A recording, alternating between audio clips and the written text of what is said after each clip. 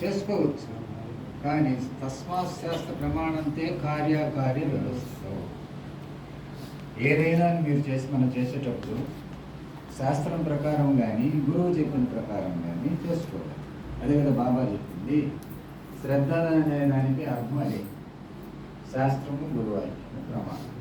నువ్వు ఆధ్యాత్మిక మార్గంలో కానీ ప్రాపంచిక మార్గంలో కూడా నీవు అలా కరెక్ట్గా ఫలాలని పొందడము సరైన మార్గం ఏదంటే శాస్త్రాన్ని గురువుని దాన్ని చెప్పిన ప్రకారం నీవు భక్తి మార్గమైన ఆధ్యాత్మిక మార్గమైన ఈవెన్ మామూలు ప్రాపంచిక మార్గమైనా కూడా ఆ శాస్త్రాన్ని అనుసరించి చేసినప్పుడు మాత్రమే సక్రమంగా ఫలాన్ని ఇస్తుంది.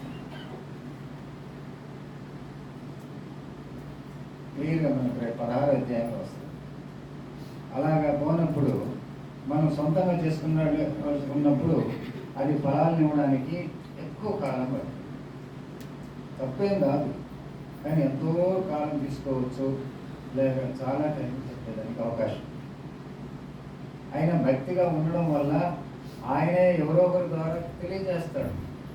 ఇలా కాదని ఇలా పూజ చేసుకోవాలి, ఇలా పారాయణ చేయాలి, ఇలాగ యాత్రలు చేయాలి. అన్ని వృద్ధానికి ఉంది. యాత్రలు చేయాలంటే ముందుగానే కనీసము 1 వారం 2 వారాల నుంచి పారాయణ చేసుకోవడం, లేకపోతే సత్సంగం పెట్టుకోవడం, అలా చేసుకొని పోవాలని మనం గురువులు చెప్తున్నాం. ఇంతకుముందు మనం తిరుమలకి వెళ్తున్నామంటే 1 వారం రోజులు, కనీసం 1 మండలం రోజులో నాకు చిన్నపిల్లలకు అలా ఉండేది. వెళ్ళిపోతారు. అది ముందుగా ఒక వ్రతం లాగా ఉండేది. తిరుమలకి పోవాలంటే ఒక వ్రతం లాగా 7 వారాలను, లేకపోతే 3 వారాలను, 40 రోజులను వాళ్ళ ఇంట్లో పారాయణం, పూజ. ఇప్పుడు మనం మామూలుగా వెళ్తున్నారు కదా, ఇప్పుడు అయ్యప్ప మాల అంటారు, మాల వేసుకోవడము ఎలా చేస్తున్నారో గోవింద మాలని. అలా కాకపోయినా అప్పుడు మాలలు ఏమి లేకపోయినా శుద్ధిగా వాళ్ళు ఒక దీక్షగా ఉండేది.